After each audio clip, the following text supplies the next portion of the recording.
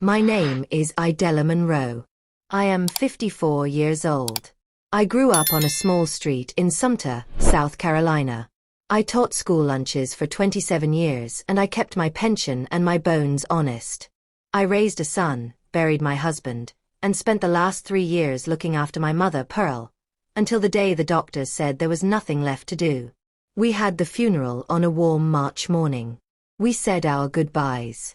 I thought that was the end. Before I begin, friends, if you like stories that tug at the heart and keep you on the edge of your seat, please hit subscribe, like this video, and turn on the notification button so you do not miss the next chapter of this story. Drop a comment below to tell me which part of the country you are watching from. I want to know who is with me when I tell this. Thank you. On the 3rd month after the funeral, I got a letter. It came in plain white paper, folded small so it fit in my palm. There was no return address, only my name written in a hand I recognized in a heartbeat. My mother had terrible handwriting, loops and tails, and a patient steady stroke. I knew it even without tears. The letter said simply, "Come visit my grave tomorrow at noon." I did not know whether to laugh or cry. My mother had been buried under the row of oaks at Maple Hill Cemetery, not 3 miles from the house I grew up in. I had gone every week at first, and then less. Grief drifts you like a leaf, and before you know it, other leaves cover you. But a letter with her hand on it called something awake inside me. I drove through town slow, fingers finding the radio dial out of habit. The market was still open. Mrs. Langley was sweeping the steps of her boutique like she had been sweeping for 50 years. Young couples pushed strollers where my son had once learned to ride a bike. The sky was thin and pale. When I parked near Maple Hill, the air smelled of damp earth. I walked the short path and thought of the last time I had seen her alive, of the last argument about money and pride, and whether she would move into an assisted living with my name on the lease. Pearl Monroe was stubborn as a willow. She had kept secrets the way other women kept jewelry. She loved loud gospel music and cold coffee. She used to sing under her breath while she shelled peas in the kitchen. People called her Ma Pearl. No one called her anything else. She had been a widow for 15 years and had a small monthly pension that arrived late every month like a polite, sad visitor.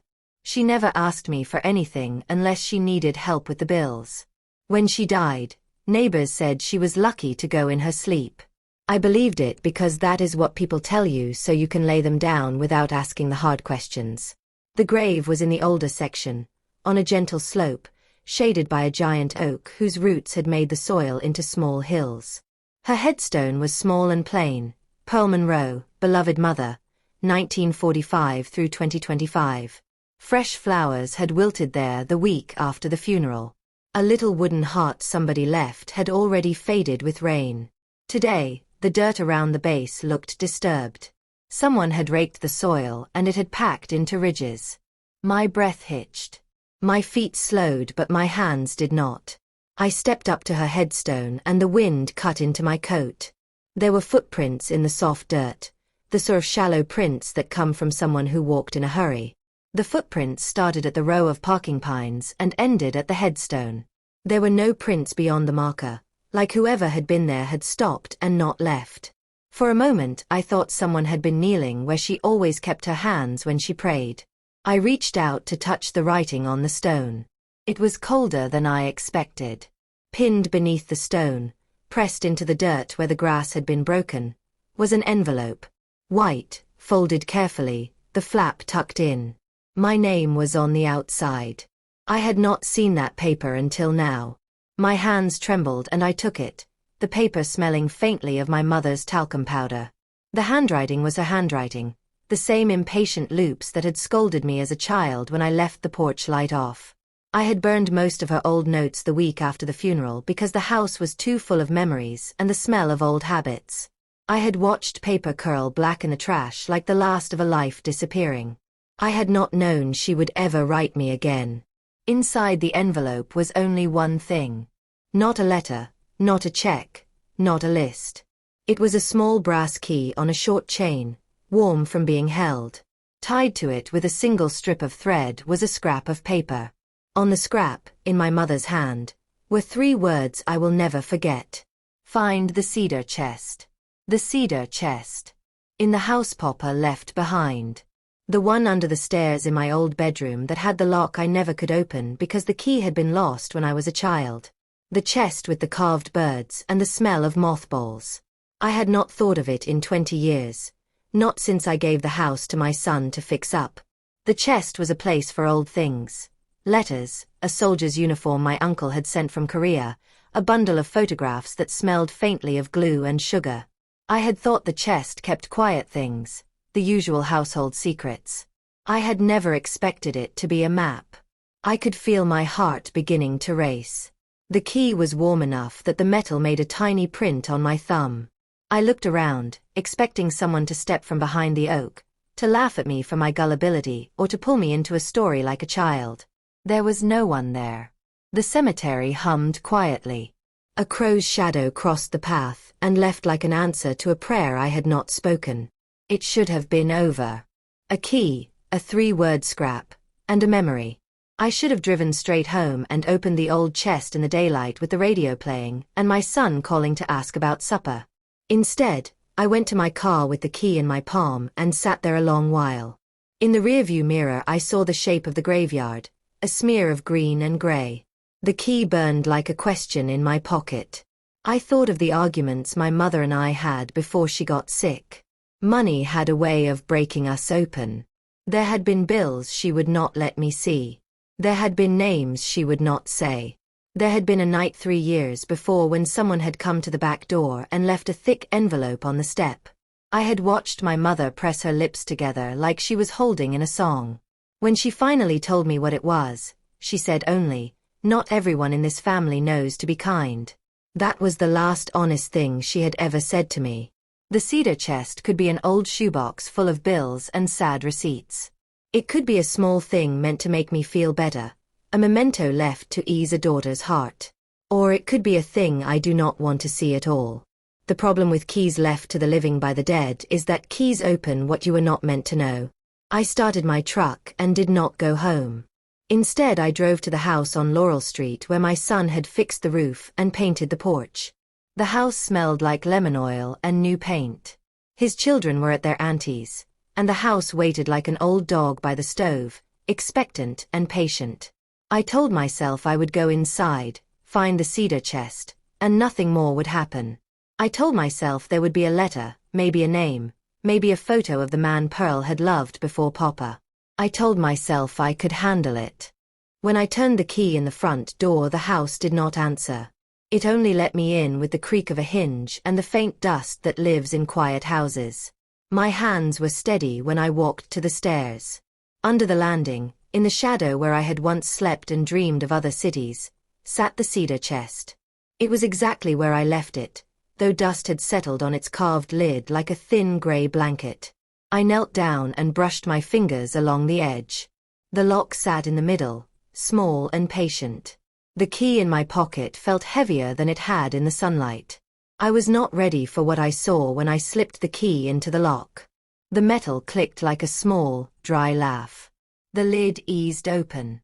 Inside, wrapped in an old dish towel, was a photograph I had not seen since I was 8 years old.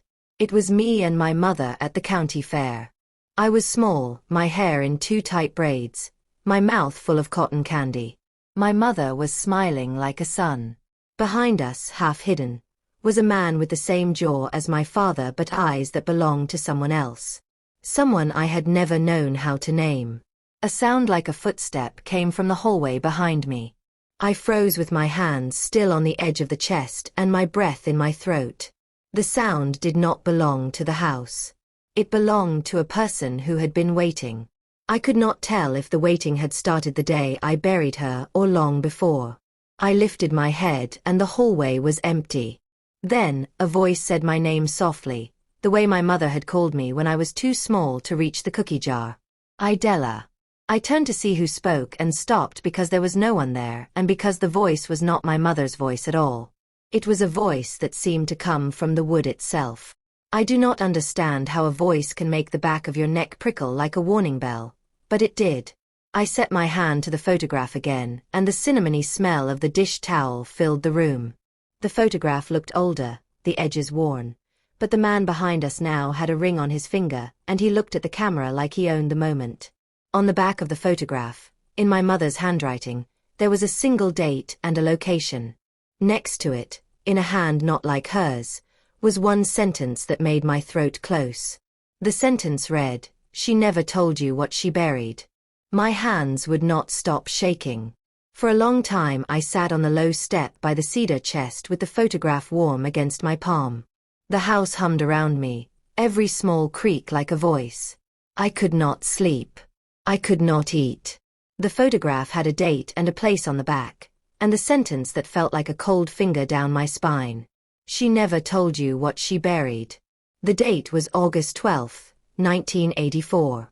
The place was written small and careful, Ridgeview Nursing Home. Ridgeview sat out past the old mill road on the edge of town. I had sent Mama there once for a week, while I repaired the leaky roof, but she left before I could sign any papers. She hated it. Hate was the word she used when she talked about rules and time things and taking pills like they were candy. She had said Ridgeview smelled like bleach and bad coffee. I had thought then that she meant it in the way people mean small things that add up. Now the place on the back of that picture felt like a map. I drove that afternoon to the diner on Highway 9 because Lenora worked there, and Lenora knew everything that happened in Sumter, from who sold what at the flea market to who kissed who on Sunday. She had been Mama Pearl's friend since their children were small, and she had a face like a woman who kept secrets in pockets. When I told her the date, she went quiet the way wind goes quiet before rain. Ridgeview had not always been Ridgeview, she told me while she handed me a sweet tea that sweated in the heat. It used to be Ridgeview Rest for the Aged, then a private home, then it changed names twice. Back in 1984, it was run by a man named Booker Hale. Booker was a big man with soft hands and a smile that did not reach his eyes. People liked him because he smelled of aftershave and because he could charm a room. People also liked him because he gave out small favors to the right folks. But Booker, Lenora said slowly, had left town in a hurry one summer. Some people said he took money from a few of the old folks who trusted him. When Lenora said the name Booker Hale, it felt like the chest opened again inside me.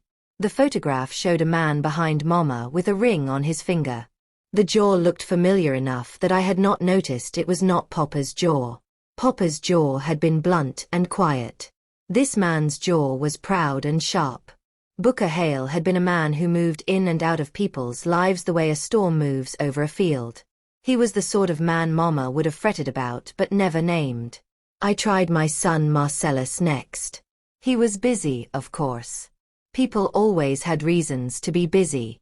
He answered with a short hello and then a longer sigh about shingles, and how he had left for the supplier at 8 and would be back late. He did not come when I told him about the letter or the key. He said he would check the house later. I could hear the sound of a ladder somewhere behind him, the sound of other people's needs. I did not argue. I did not remind him that I had buried Papa and put Mama to bed, and that the house had been mine long before paint and tarps. That anger sits in a different heart. I let it sit. That night I drove out to Ridgeview. The building sat like a tired old ship on a rise. Its paint peeled in long memory strips. The sign in front read Ridgeview Care, with the care part newer and brighter than the rest. A porch sagged, a walker leaned against a rail. I should have felt nothing. Instead I felt a kind of shiver I have only known twice in my life. Once when I held my first child and the world went small and precious, and once when I stood by my mother's bed and watched breath get thinner. A nurse at the desk took my name and blinked like she did not understand why I would come on a Tuesday afternoon for no reason. I told her I was looking for records from the summer of 1984. A name or a file. Records, she said, were kept in a back room and would be released if a family member asked. I told her I was family. She wanted a name. I wanted to say Pearl Monroe and show the key as proof, but I did not. Instead I said there was a photograph and a date and that my mother had buried something she wanted me to find. The nurse gave me a look that could not be read. She said softly, "Maybe you should talk to Pastor Langley. Sometimes people come looking and they find more than they want." Pastor Langley. I had not thought of him in years. He had once married my parents and he had buried my husband. He had a slow voice and the sort of quiet that made anger smaller. He met me at the church, the tall lights making his face the color of old wood. He listened without moving his chair. Then he told me that Ridgeview had been the center of small scandals back in the 80s. A bed missing here, a check gone there. Folks whispered. No one proved anything. The town had a way of folding news into itself until it did not look like news anymore. If Booker Hale had been the man behind my mother in that photograph, then perhaps Mama had known something important. If she had told me, I would have known how to keep her. Instead she had written 3 words and a key and sent me chasing. I went back to the cedar chest that night and looked again. There, beneath the photograph wrapped in the dish towel, was another scrap of paper I had missed before. My hand had missed it because it was thin and tucked like something ashamed. On the scrap was a small map, drawn by a hand that knew the town's back roads and the way a creek ran like a silver thread. A red X had been marked near the old mill pond. At the bottom of the map, in my mother's looping script, was a single word, dig. It is a strange thing how one small instruction from a person you loved can weigh more than an army of reasons to do otherwise. I thought of the letter at the grave, of the way the footprints had ended at my mother's headstone. I thought of the sentence on the back of the photograph that had closed my throat, she never told you what she buried. Part of me wanted to be sensible. Part of me wanted to leave the past exactly where it lay, quiet and dead, like the people in the ground. Instead I packed a small shovel, a flashlight, and the key, and I went to the mill pond at midnight. The walk to the pond was a map of my childhood. The bridge creaked where my brother had once dared me to cross barefoot. The moon lay thin and distant. My breath came quick. When I reached the place marked by the X, the ground was soft from a week of rain. There were no footprints, only the small round impressions of beetles and the path where the deer had come to drink. I knelt down and felt the earth with my gloved fingers. It smelled the way it always smelled before a storm. I dug. The metal of the shovel sang as it struck something hard. My heart leaped. For a moment I thought I had found something plainly simple, a rusted tin, a bottle, a shoe. Instead, when I cleared the soil away, there was a patch of old quilting pinned in place with a nail. When I lifted the cloth, a gust of air rose and something fell into the mud with a dull thud. It was small. It was wrapped in oilcloth. When I opened it, my hands shook too badly to be brave. Inside was a folded paper, and inside the paper was a name and a number. The name was not a name I recognized at first. Then the slow heat of memory rose and I saw the way men in suits had come to town with papers when I was young. The name was Booker Hale. The number was an account number at a bank that had closed 30 years ago. I had not had time to think when a sound came from the trees like a human breath. Someone had been watching. Someone knew where to find what my mother had hidden. I looked up and in the dark between the trunks I saw a shape step forward, slow, deliberate. My flashlight caught the gleam of a ring on a hand that bore a familiar scar. Before I could cry out, the person whispered my name. Idella. I froze because the voice was soft and older than the man I remembered, and because the hand held a photograph that I had not yet seen, and because, in the hush of the night, the world slid into a place where I felt very small. Do not be afraid, the man said. And then he spoke a name I had only ever seen on old paper. He said, "You should have left her quiet." The man stepped closer, and I finally saw his face. His hair was thin and gray around the edges, but the jaw was unmistakable. Sharp. Proud. The same jaw from the photograph behind me and Mama at the county fair. The same jaw that had been hidden in the background all these years like a shadow that kept following us. He was older now, but not small. Not weak. He carried himself the way people carry the truth when they don't want you to know they're holding it. He stopped 3 steps away from me, staring at the oilcloth in my trembling hands. I could feel the weight of the night pressing down on us. The crickets went quiet, like even they were holding their breath. He said again, slower this time, "You should have left her quiet." My mouth felt dry. My heart beat so loud I could hear it in my ears. The flashlight shook in my hand like it was afraid too. I swallowed and said the only thing I could say. "Who are you?" He let out a tired laugh. A knowing laugh. A laugh that said he had been waiting for this moment longer than I had been alive. You know who I am, Idella. I shook my head. I wanted to deny it. I wanted to say he was wrong, or lying, or confused. But the truth was sitting right in the middle of my chest like a stone that had been there my whole life. Heavy. Unmoving. He stepped into the beam of my flashlight. The scar on his hand glinted, a thin pale line across the knuckle. I had seen that scar before. On the man in the photograph. Then he said the words that made my knees weak. I am the man your mother should have married. Something in my body went cold. The dirt, the wind, the night itself felt colder. He spoke again, softer. Your father was a good man. But he wasn't first. My father. The man who raised me. The man who taught me to fish. The man who prayed at bedtime with one hand on my forehead. The man who worked himself tired so I could have school clothes. The man I buried with trembling hands. I felt my throat burn. I whispered, "You're lying." He sighed, like he had heard those same words 1,000 times before, from 100 different mouths. "I wish I was," he said. "But the truth has teeth. And your mother tried to hide them for too long." He nodded toward the oilcloth bundle I was still holding. "That," he said, pointing. "That was supposed to stay buried. She promised me she would never dig it up again." I looked down at the bank account number, the name Booker Hale, the faded ink. A secret buried by hands that trembled. A secret protected by a stubborn woman who carried guilt in her bones. I said slowly, "This is money. Money taken from the residents." His jaw tightened.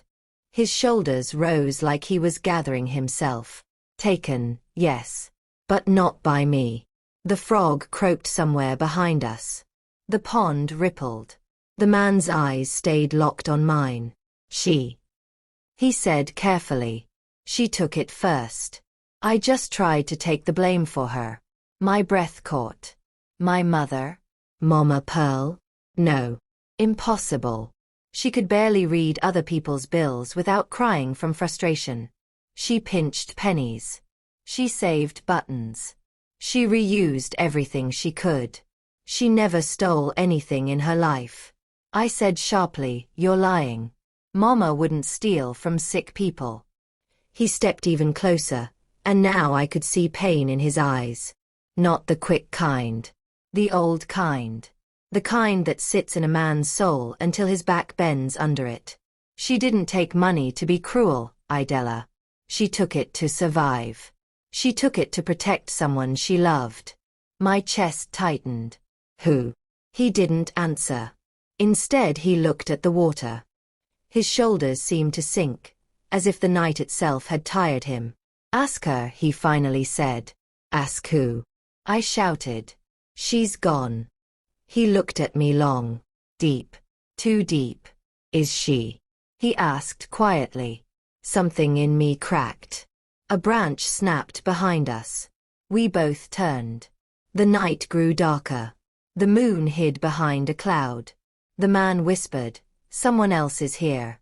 And right then, a second set of footsteps came from the trees. Slow. Heavy. Purposeful.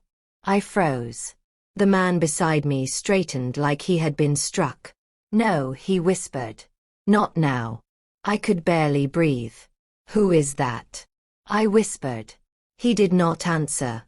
He only backed away slowly, his eyes fixed on the darkness behind me. The footsteps stopped. The woods went silent. Even the pond stilled.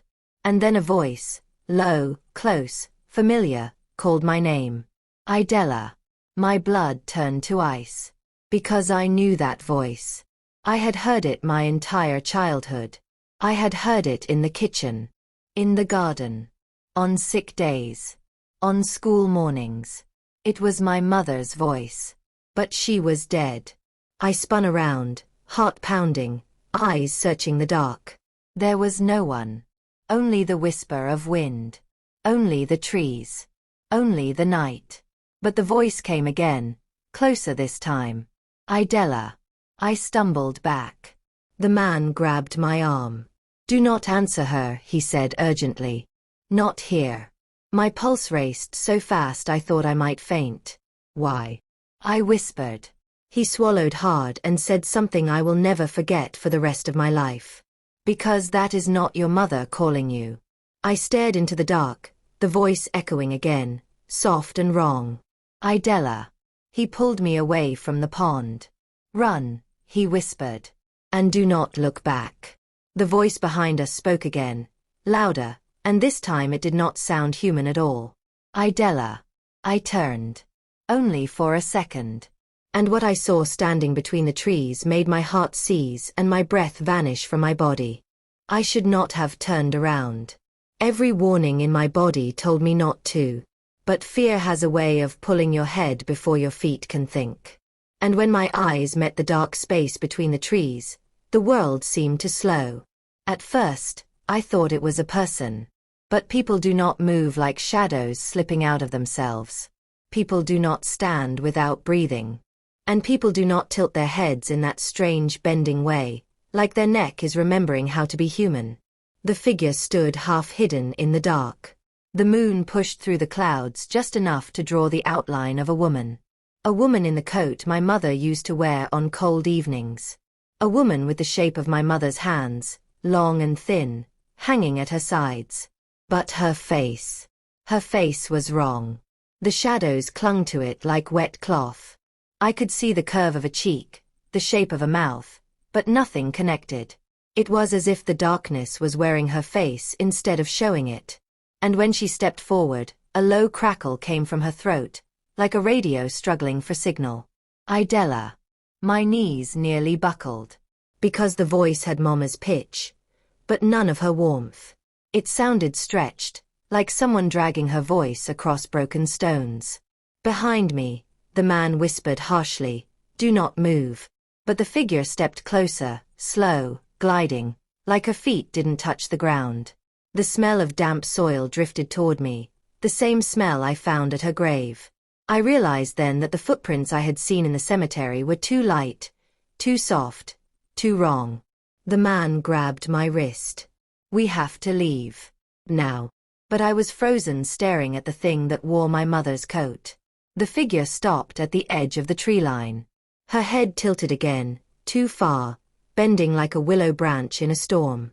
She lifted one hand, palm facing me, and the fingers twitched in a strange, uneven rhythm. Like she was remembering how to beckon. "Come home," her voice said. Except her lips never moved. "Come home." My breath left my lungs. I stumbled back into the man's chest. His hand pushed me gently, then firmly, then urgently. "Move, Idella." I did. Finally. My legs remembered how to run. We ran through the dark like the ground might split beneath us. Branches whipped my arms. Dirt leapt under my feet. The man kept his hand wrapped around my arm so tight I knew he feared I would fall. Behind us, I heard leaves shifting. Slow at first. Then faster. Not footsteps. Sliding. Like something pulling itself across the forest floor. "Do not look back," he said. But the urge clawed at me. The same way children peek at something they fear. I bit down on it, breathing sharp and hard, as the man dragged me along the path. When we reached the road, the air felt lighter. Not safe, just not as heavy.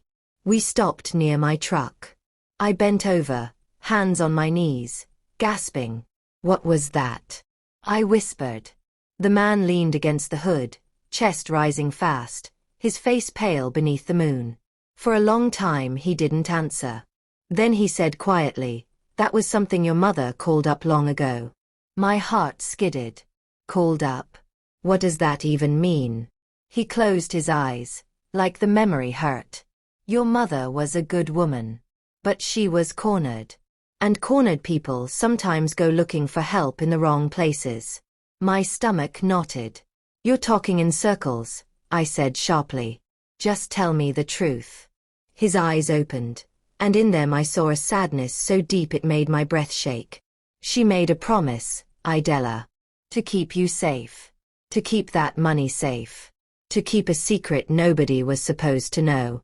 And she thought she could carry it alone. What does that shadow thing have to do with my mother? He looked away toward the woods. She buried something out there besides money. I blinked. Confused. What else is buried? He straightened slowly, pain in every movement. I could see he was not as strong as he pretended. Not as steady. Not what? Who? The world seemed to tilt. A cold wave washed through my body. Who? I whispered. He did not answer right away. His throat bobbed, like he struggled with the words. Finally he said, someone she tried to protect. Someone the law was looking for. Someone who trusted her. My voice broke. Who is buried out there? He stepped closer. His voice dropped low. The person she buried was connected to the money missing from Ridgeview. She hid him because he knew the truth. He knew who really took the money, and Mama was terrified the wrong person would be blamed. My breath stilled. The oilcloth bundle in my hand felt heavier. I swallowed hard. Is he dead? The man hesitated. Then he whispered, he was. Until she made sure he stayed that way. Ice shot through my limbs. But before I could speak, before I could even process the horror of that sentence, a sudden sharp tap hit the back window of my truck. We both froze. Tap, tap, tap. Slow, heavy, patterned. Like knuckles. But not human knuckles. The man's hand flew to my shoulder. Get in the truck. Now. I fumbled with the keys, my breath shaking, my fingers clumsy. My heart hammered against my ribs. The man slid into the passenger side. I climbed behind the wheel and slammed the door shut. Tap. This time it hit the glass harder. The woods behind us shifted. A shape stepped out onto the road. Not running. Not rushing.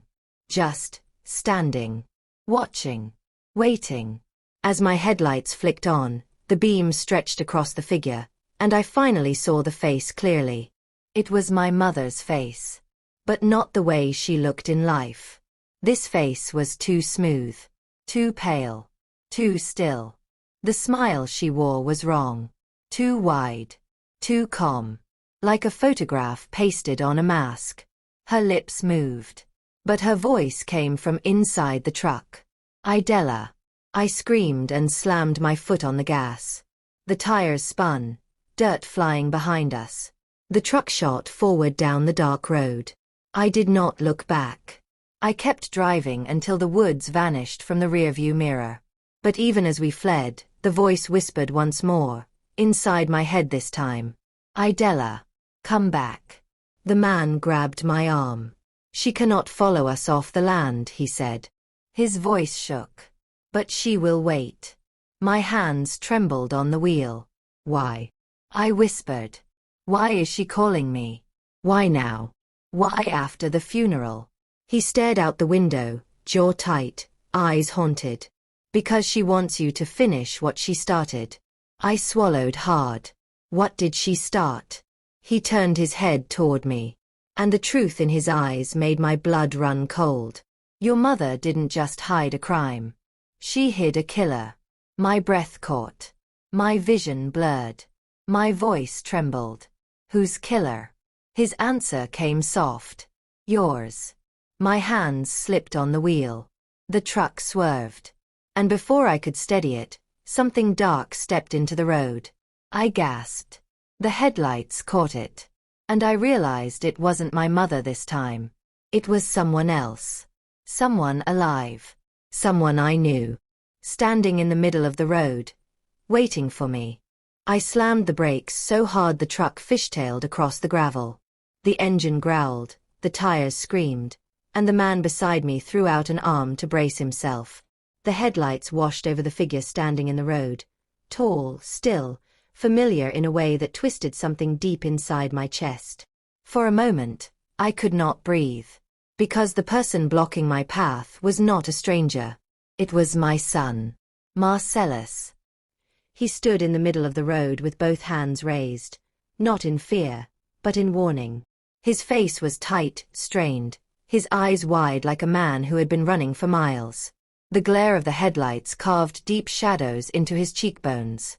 He mouthed one word. Stop. I let the truck roll to a shaky halt, dust lifting around us like a fog. My heart felt like it had crawled into my throat. The man in my passenger seat went still as stone. Why is he here? The man whispered. I did not answer. I could not answer, because part of me feared the same question. Why was he here? At midnight. In the ruins of the old mill road. Looking like someone had told him something terrible. Marcellus approached slowly, palms out, eyes darting from me to the man beside me and back again. I rolled down the window with trembling fingers. Mama, he said, voice unsteady. You need to get out of that truck. I leaned toward him. Son, what are you doing out here? How did you know where I? Then I stopped. Because over his shoulder, through the trees, I saw a faint glow. Not a steady one. Flickering. Like a lantern or a phone screen swaying in the dark. Someone else was back there. Watching. Waiting. Marcellus saw the fear in my face and shook his head urgently. Please. Mama. Come with me. You're not safe. The man beside me stiffened. His voice dropped to a dangerous whisper. Do not move. Not yet. Marcellus turned sharply toward the passenger side. His eyes widened when he saw the man. You. He hissed. What are you doing with my mother? You know him. I whispered. Marcellus didn't answer me. His voice cracked like dry wood. Mama, get out now. The man rested one hand lightly on my arm. Not forceful, not aggressive, just firm. Idella, he said quietly. Think before you go. My pulse hammered so loudly I could hear it in my ears. I stepped out of the truck, the night air wrapping around me like cold cloth.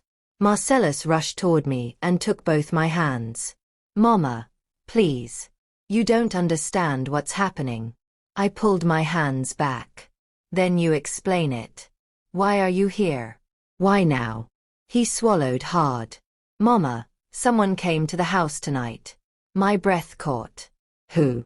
He looked toward the trees, toward the faint glow shifting between trunks. I don't know. But they left something at the door. My stomach dropped. What did they leave? He reached into his jacket slowly, like he feared the night itself might be listening. He pulled out a folded paper. Old. Yellowed. Edges frayed. My breath hitched. Mama, he whispered. This was on the porch. No name. No note. Just this. I unfolded it with shaking fingers. Inside was a photograph. Of me. Mama Pearl. And a man standing behind us. Not the same photograph I had found in the cedar chest. Another one. This one was from years later. Maybe 4, maybe 5. I was older. My hair in a ponytail. Mama smiling her tight smile. But behind us, that same man stood again, half hidden, watching us with eyes that seemed sharper than time. Booker Hale. My chest tightened painfully. There was writing on the back of the photograph. 3 days left. The man beside me took a slow step back, face pale. Marcellus turned toward him sharply. You know something. Tell me. The man shook his head. No. This is not me. This is not my doing. Then who? I demanded. Before either of them answered, the glow in the trees grew brighter. Closer. Then the sound came, a low, dragging scrape across the forest floor. Not footsteps.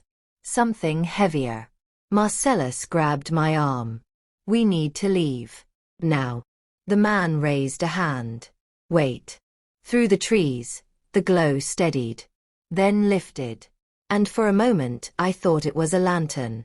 But it wasn't. It was a phone flashlight. Someone was holding it under their chin, pointing it upward so the light stretched across their face like a horror movie mask. A face I recognized. A face I never expected to see again. A face belonging to a woman who had died 15 years ago. My sister. Naomi. My breath ripped out of me. Naomi disappeared when I was in my 30s.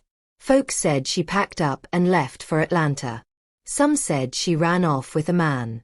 Some said the depression swallowed her whole. I never believed any of those stories. But I also never imagined she was here. Alive. Or something like alive. Naomi stepped into the moonlight slowly, her mouth stretched into a smile that did not match her eyes. Her skin was pale, too pale, like she had been hiding underground. Dirt clung to the hem of her dress. Her hair hung in long, knotted strands. "Idella," she said softly, her voice breaking like thin glass. "You finally opened Mama's box." I stumbled back. She flicked the flashlight upward, illuminating her face fully, and I gasped.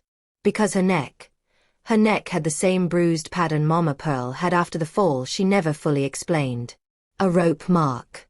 A tight one. It twisted my stomach. Naomi looked at both men, then at me. Her smile widened. "You weren't supposed to find the chest yet. Not until the third day." Marcellus stood between us, his arm outstretched protectively. "Mama, get behind me." But the man beside me stepped forward slowly, voice trembling. "Naomi, you shouldn't be here." Her eyes snapped toward him. A glare like heat lightning. "You kept the wrong secret," she hissed. "Mama tried to warn you." My hands trembled. Naomi took one step closer. Then another. Her voice dropped to a whisper. "Idella, you know who took that money. You always knew. You just didn't want to remember." My knees weakened. Naomi lifted a finger and pointed directly at me. "And you know what Mama buried. You've known since you were a child." My voice cracked. "I don't know anything." She smiled sadly. "Then I will show you." She took another step. Marcellus moved to block her. "Don't come closer." Naomi tilted her head. Then she said something that made my heart collapse inside my chest. "Mama didn't bury a killer. She buried a witness. A witness to what happened the night Ridgeview's money disappeared." Marcellus froze. The man beside me froze. I felt everything inside me go still. Naomi stepped into the headlights, her face ghost pale. And she whispered, "And the witness was you." I stumbled back, nearly falling. Marcellus grabbed me by the waist. "What do you mean?" I gasped. Naomi's smile turned soft. Too soft. Sad. "You saw what happened that night, Idella. You saw it all. Mama tried to protect you. But you buried the memory so deep you forgot it." Her eyes shone with something like grief. "Now she wants you to remember." I shook my head violently. "No. I would remember something like that. I would know." Naomi tilted her head. The flashlight flickered. Then she whispered, "You saw who killed Booker Hale." The night snapped open inside me like a wound. I gasped. Booker Hale. Dead. Killed. By someone. Someone I knew. Naomi stepped closer until the light fell across both our faces. And her final sentence struck me like a blow to the chest. "And the killer looked you right in the eyes. And made you promise never to speak." I staggered, breath gone. Everything spun. Everything cracked. And then Naomi said the words that nearly brought me to my knees. "Idella, the killer you're looking for, is standing right next to you." The world tilted. My ears rang. The road, the trees, the truck, everything blurred into one long smear of color. My breath came out in short, sharp bursts. Naomi's words echoed through me like a hammer striking bone. "The killer is standing right next to you." I could not speak. I could barely stand. Marcellus caught my elbow, steadying me, but his hand trembled so hard I felt it through my sleeve. "Mama," he whispered. "Don't listen to her." But Naomi only smiled, that strange brittle smile that didn't belong to the sister I remembered. I looked between the two men, Marcellus on my right, gripping me tight, eyes full of fear, and the older man on my left, jaw clenched, fists balled at his sides, eyes flicking between me and Naomi like he knew this moment was coming. One of them had been accused. One of them had a truth I did not want to hear. My voice came out thin. Naomi, tell me who. She didn't look at me. She looked at them. Both of them. Slowly, deliberately. Then her lips curved into a sad, knowing smile. You already know, Idella. I shook my head violently. No. No, I do not. But she stepped closer, the pale flashlight glow stretching across the ground like a path leading straight to my feet. You knew the night it happened, she whispered. You were a child, but you knew. Mama tried to make you forget. My stomach twisted. Forget what? Naomi's eyes softened, just for a moment, the sister I once knew glowing through like sunlight through thin curtains. Forget what Papa did. Everything inside me froze. Even the air. Even the trees. Naomi's voice trembled. Forget what you saw behind Ridgeview. Forget the body. Forget the truth. Forget the blood on his hands. Marcellus inhaled sharply. The man at my side went rigid. I felt my vision blur. Our father? I whispered, voice breaking. No. Naomi. No. Papa. Papa was gentle. He never hurt anyone. Naomi's face grew tight, filled with pain. Papa protected us. He protected you most of all. But protection is not the same as innocence. My knees buckled. I sank back against the warm metal of the truck. No. I said, shaking my head. No, no, no. Naomi took another step. Papa didn't mean to kill Booker. He wanted to scare him. Mama begged him not to go that night. But Papa thought Booker was stealing from Ridgeview. And stealing your future. You were supposed to get a scholarship from the resident fund that Booker handled. My head spun. Scholarship. Future. I swallowed hard. Booker wasn't stealing. Mama was. Naomi nodded sadly. And when Papa found that out, it was too late. There was an argument. A fight. You wandered outside looking for Mama. And you saw the whole thing. My chest constricted. I looked at the man beside me. The man who had been watching the woods, who had warned me, who had run with me. And suddenly I saw him. Not as a stranger.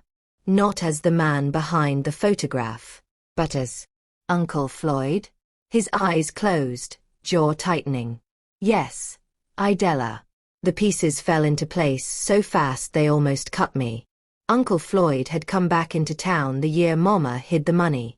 Uncle Floyd had been with Papa the night of the Ridgeview argument. Uncle Floyd had disappeared right after Papa died. My breath shook. You were there. I whispered. He nodded slowly. I tried to stop him. But I was too late. Booker hit the ground wrong. Head on the stone edge. Your father panicked. Your mother begged him to leave. Naomi's eyes filled with something like hatred and heartbreak mixed together. Mama dragged Papa away. Uncle Floyd pulled the body toward the pond. And you stood there holding your teddy bear, watching everything. The ground tilted beneath me. Naomi's voice cracked. But Mama was terrified you'd tell someone. So she made you promise never to repeat what you saw. And then she did something worse. My voice trembled. Worse. Naomi took a shaky breath. She took you to Ridgeview the next day and had someone help you forget. The man beside me, Uncle Floyd, nodded tightly. She took you to Ms. Lottie, the old caretaker. She had a way of making memories sink. Not magic. Not spells. Just fear and suggestion. Mama convinced you it was only a nightmare. I felt my throat close. Tears stung my eyes. All those years I remembered a dream. A dream of men by the pond. A scream. A splash. A hand losing its grip. I had told myself it was nothing. It wasn't a dream. It was a memory locked away. Naomi whispered, the problem is, the past doesn't stay buried forever. Not when money, death, and guilt are tied together. I swallowed hard, my voice shaking. But why come back now? Naomi's smile disappeared, replaced by something sharp. Something angry. Something old. Because Mama's death broke the seal. She made one last promise before she went. One last chance to tell the truth. She wrote you that letter because she needed you to finish what she couldn't. Marcellus stepped forward, voice trembling. Auntie, if this is true, why didn't you come home? Naomi's eyes flicked toward him, filled with sorrow. I tried. But Mama wouldn't let me. Not after what I knew. I wasn't dead, Idella. I was hidden. Sent away. Paid off with Ridgeview money so the story would never come out. My breath stilled. All the missing money. The whispering. The guilt. Naomi raised the flashlight higher. Then her voice dropped low. But someone else doesn't want the truth coming out. Someone else has been watching you since the day Mama died. Leaving photos. Leaving warnings. I stiffened. Who? Naomi turned slowly. Her gaze locked on Marcellus. My son stepped back, startled. His hands flew up defensively. Mama, wait. I don't know what she's. Naomi raised one thin finger. Booker Hale had a son. And he wants revenge. The night expanded around me like a scream held inside my lungs. Marcellus swallowed hard. I don't know anything about. But Naomi stepped right up to him, the flashlight lighting his face. You do know him. Everyone in this town knows him. He works on roofs. He fixes houses. He lives in your old home. My heart fell into my stomach. Marcellus whispered, Mama. Please don't listen. Naomi exhaled slowly. Booker Hale's son is not a stranger, Idella. He is blood of blood. He is close. Too close. She looked my son dead in the eyes. Booker Hale's son is your son's best friend. Marcellus's breath halted. He stumbled back. And Naomi said the words that nearly shattered me. And he's been following you since the day you opened that cedar chest. A branch snapped behind us. A footstep. Slow. Deliberate. Someone was standing right behind the truck. The sound behind the truck wasn't loud. Just one quiet step. But it rolled through the night like thunder. Everyone froze. Me, Marcellus, Uncle Floyd, even Naomi with her pale, trembling light. A second step followed. Slow. Certain. Deliberate. The hairs on my arms rose. My breath caught halfway in my throat. I felt the same cold crawling down my spine that I felt that day at Mama's grave, the sense that someone was standing too close. Someone I should have known was coming. Marcellus whispered, Mama, get behind me. But I didn't move. I couldn't. Because something deep inside me already knew who was there. A shadow stretched across the ground. Tall. Broad shoulders. A familiar walk. A familiar weight to his steps. My heartbeat roared as a young man stepped from behind the truck and into the headlights. It was Jamal. My son's best friend. The boy who used to call me Miss Idy when he was little. The boy who ate at my table more times than I could count. The boy who slept on my sofa when his own house felt too heavy. The boy who grew up in my son's shadow, always quiet, always watching. But he wasn't a boy anymore. His jaw was tight. His eyes dark. His face carved with something sharper than grief. Revenge. Jamal, Marcellus whispered, voice cracking. Man, what are you doing out here? Jamal didn't blink. He didn't look at Marcellus. He looked straight at me. Straight through me. Like he had been waiting for this moment his entire life. So you found it, he said softly. His voice was calm. Too calm. That chest Mama Pearl hid. The oilcloth bundle felt like it burned in my hand. I slipped it behind me, heart racing. Jamal stepped closer. My father's name was worth something to her, wasn't it? He said. Worth hiding. Worth burying. Worth stealing for. My stomach twisted. I swallowed hard. Jamal, your father. He cut me off with a wave of his hand. Don't say his name like you knew him. My father died before I ever knew his voice. Before I ever knew his face. Because somebody decided he wasn't worth living. Uncle Floyd stepped forward, shaky but firm. Jamal, listen to me. You weren't there. You don't know what happened that night. Jamal turned slowly toward him, expression cold. But you were there, Floyd. So tell it. Tell her how you dragged my father's body like trash. Tell her how you buried him in water like a secret no one was supposed to dig up. I felt sick. The edges of my vision blurred. Naomi lowered her flashlight, her expression unreadable. Jamal took another step. You know why I stayed close, Ms. Idella? Why I fixed your house. Why I helped your son. Why I pretended to be the quiet one. My breath trembled. I could feel Marcellus shifting beside me, torn between fear and disbelief. Jamal continued, this town whispers. It always has. And I listened. I listened to every rumor. Every slip. Every whisper that pointed to your family. And when your mother died, I knew the truth was close. He paused. And when you opened that cedar chest, I knew the truth had finally come out. Naomi's voice cut through the tension, brittle and sharp. You've been following her. Calling up shadows. Leaving warnings. Thinking she'd panic and slip. Jamal didn't deny it. He turned fully toward me, eyes dark as the pond where his father died. I don't want to hurt you, Ms. Idella. You're not the one who swung the blow. Then who? I whispered. Tell me what you came here to do, Jamal. He took in a breath. I came to finish what my father never got from this family. Justice. He pointed at Uncle Floyd. Starting with him. Uncle Floyd stepped back, hands raised. Jamal, you're angry. You're grieving. But killing me won't fix anything. It won't bring him back. Jamal's jaw tightened. But it'll make the scales even. Marcellus stepped between them, hands shaking. No. Floyd is family. He raised me like a second father. He's the reason we're even alive. You can't just. Jamal's voice rose, sharp. My father was innocent. His voice cracked. Pain spilled into the night like a wound torn open. He was innocent. And I grew up hearing nothing but lies.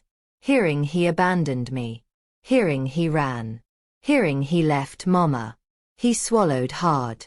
That wasn't the truth. The truth is buried in that pond. And all I ever wanted was for someone to say it. I found my voice, weak as it was. Then say what you want from me, Jamal. Tell me what I can do. He looked at me, and for a moment, just a moment, I saw the boy he used to be. The boy who held my son's hand on his first day of school. The boy who stayed late to help me clean up after church picnics. I want you, he whispered, to tell the world what really happened. Uncle Floyd shook his head. Jamal, please. No. Jamal shouted. You all lied about my father. You all built your lives on top of his grave. And I'm done watching. Silence. Thick. Sharp. Waiting. Naomi stepped forward, her voice quiet but firm. Then you should know something before you go hurting people who don't deserve it. Jamal turned toward her, confused. Naomi's face hardened. Your father wasn't innocent. The words hit the night like a slap. Jamal stared at her, stunned. What? Naomi pointed at the oilcloth bundle in my hand. He didn't die because Papa pushed him. He died because he was stealing money from the residents. He was stealing from the sick. The old. The helpless. Jamal shook his head violently. No. No, you're lying. Naomi stepped closer, voice low. He was caught. And he ran. Papa went after him. They struggled. He fell. It was an accident. A terrible one, but an accident. And Papa tried to save him, but by the time Floyd reached them, he was already gone. Tears filled Jamal's eyes. He blinked fast, trying to fight them back. "You're lying," he whispered. But his voice wavered. Naomi's tone softened. "No one wanted to hurt you, Jamal. Your mother left because she couldn't bear it.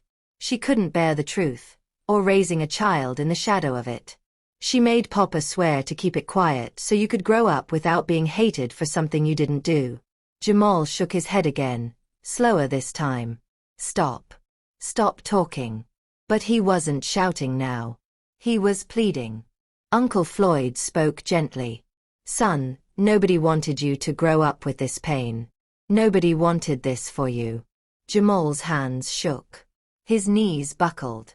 He pressed both palms to his face, breathing hard. "Everything, everybody, lied to me." Naomi nodded. "Sometimes lies are made out of love." Silence wrapped around us like a blanket. But not a warm one. A heavy one. Finally, Jamal lowered his hands. His eyes were red. He whispered, "Then why come after me? Why everything at the house? Why the photos?" Naomi's expression softened.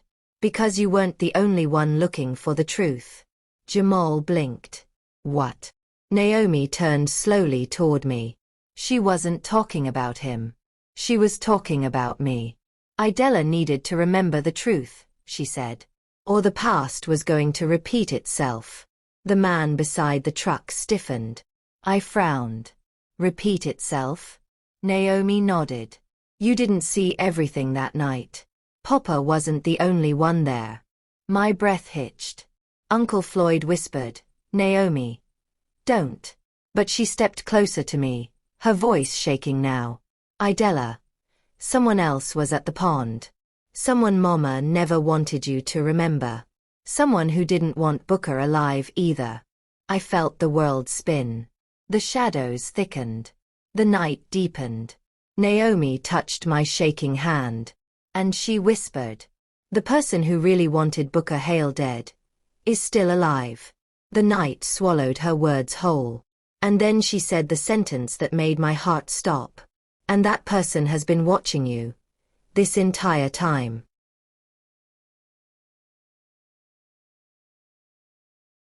The night crushed in around us like a fist. Naomi's last words hung in the air, trembling, alive. "The person who really wanted Booker Hale dead is still alive.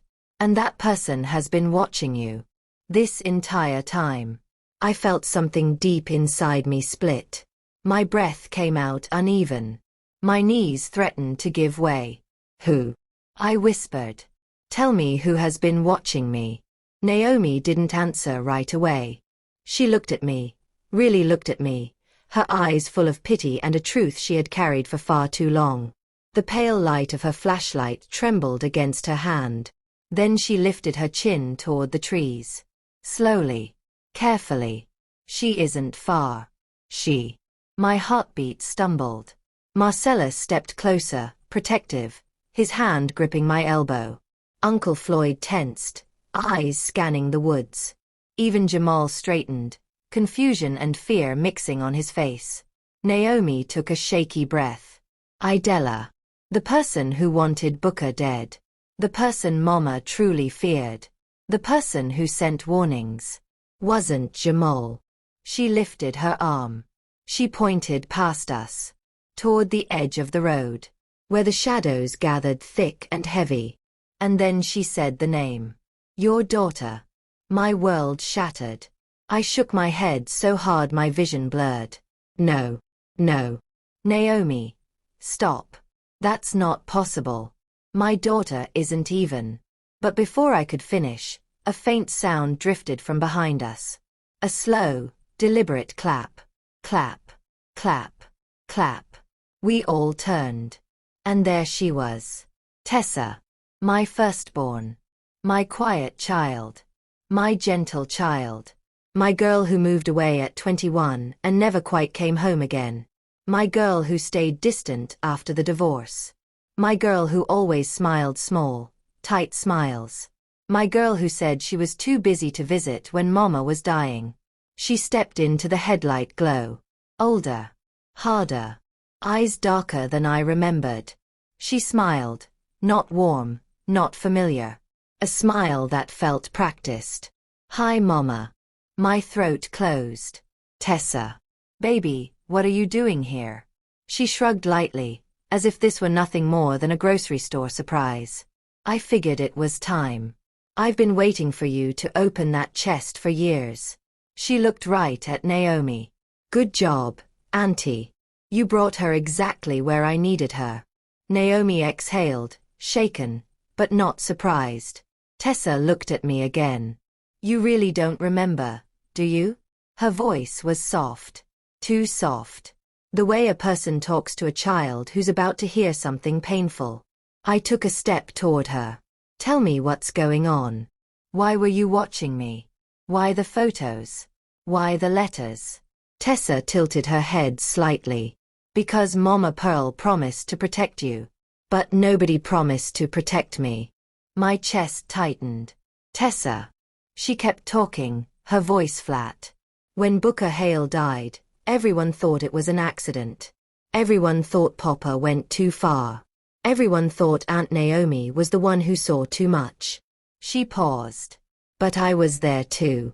Everything inside me froze. I whispered, You were at the pond? Tessa nodded calmly. I followed you. You weren't supposed to go outside that night, but you did.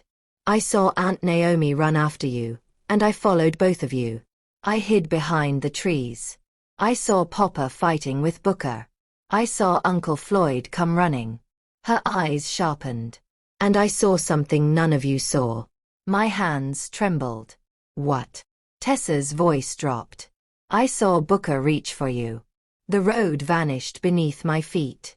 I saw his hand grab your arm, she said. I saw him pull you toward him, like he wanted a shield. And I saw your face, so scared you couldn't scream. Her voice cracked. And that's when I did it. Did what? I whispered. Tessa looked up, eyes shining with a grief so sharp it cut through me. I picked up the stone. The same stone he hit his head on. And I hit him first. The world stopped. Even the wind. Even my heartbeat. Tessa swallowed slowly. He didn't die when Papa pushed him. He died when I hit him to protect you. Uncle Floyd gasped. Marcellus went rigid. Jamal's mouth fell open. Naomi closed her eyes and whispered, I told Mama that child saw everything. Tessa continued, her voice eerily steady. Papa covered it up. Uncle Floyd helped. Mama Pearl hid the money because she thought someone would blame us. She punished Naomi. She hid everything to protect you. But nobody protected me. I stepped closer, tears burning my eyes. Tessa, baby. Why didn't you tell me? She laughed. A small, bitter sound. Tell you. When would I have told you, Mama? When you were busy working 2 jobs. When you chased after Marcellus every time he got in trouble. When you brought food to Booker Hale's family like you didn't know what happened. Her voice cracked. Nobody saw me. Nobody ever saw me. Not then. Not now. Marcellus stepped forward. Tess, that's not. Don't, she snapped. Her eyes flared. I kept the secret. 4 decades. I lived with it.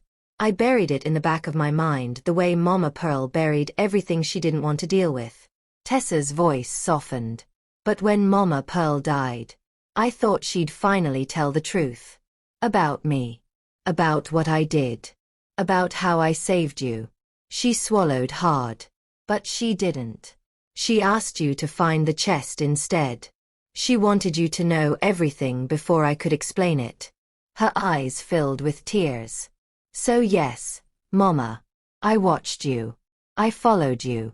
I left the photos. I scared you. Because I needed you to remember I was there too. I felt my body trembling. Baby, you should have come home. You should have told me the truth. Tessa shook her head slowly. You weren't ready. You still aren't. She pointed at Naomi. She tried to help you remember. She pointed at Jamal. He was getting too close. She pointed at Uncle Floyd. He almost told you years ago. Then she pointed at me. But you needed the whole truth. And now you have it. Silence. Thick. Cold. Unmoving. Marcellus finally whispered, Tess, what do you want now? Tessa exhaled. I want freedom, she said quietly. My freedom. From this family. From this guilt. From this town. And the only way to get that is to finish what Mama Pearl started. I stepped back, pulse rising. Finish. What?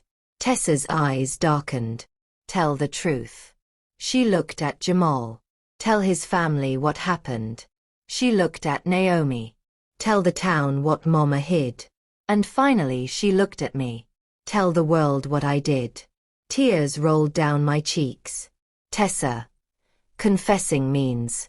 I know what it means, she said softly. And I'm ready. I've carried this long enough. Then she stepped forward and placed my hand over her heart. But I need you to stand with me. Just once. Just this one time. My breath trembled as I looked into my daughter's eyes. Eyes filled with pain, regret, and the quiet strength of someone done running.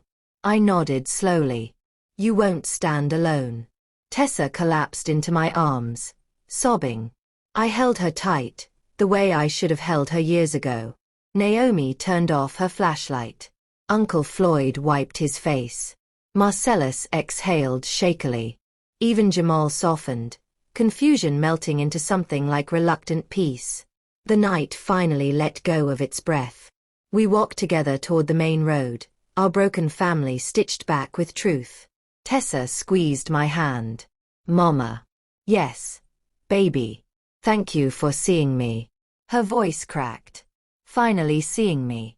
And that was the real ending. Not revenge. Not fear. But truth. And truth, even broken, painful truth, is a kind of freedom.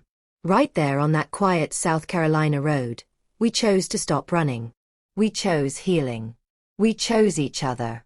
Before you go, friends, if you felt this story, please like this video, subscribe, and turn on the notification button so you don't miss more powerful stories like this. And tell me in the comments where you're watching from. I appreciate you more than you know.